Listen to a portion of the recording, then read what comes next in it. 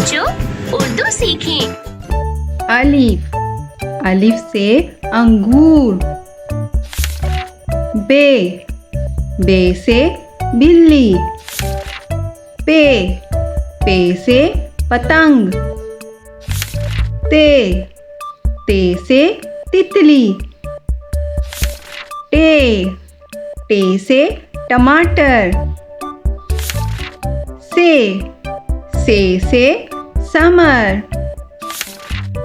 جیم جیم سے جوتا. چے چے سے چابی. ہے سے حلوہ. خے خے سے خرگوش. دال دال سے درخت. ڈال ڈال سے ڈرم. زال زال سے ذخیرہ. رے رے سے ریل گاڑی.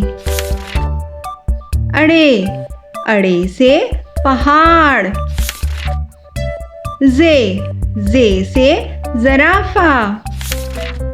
یہ سے یالا باری.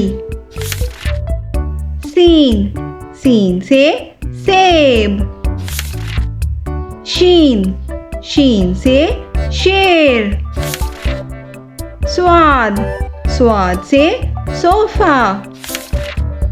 زواد زواد سے ضعیف. توئیں توئیں سے طوطا. زوئیں زوئیں سے ظروف. آئین آئین سے اینک. غین غین سے غبارہ. فے فے سے فٹ بال. کاف کاف سے قلم.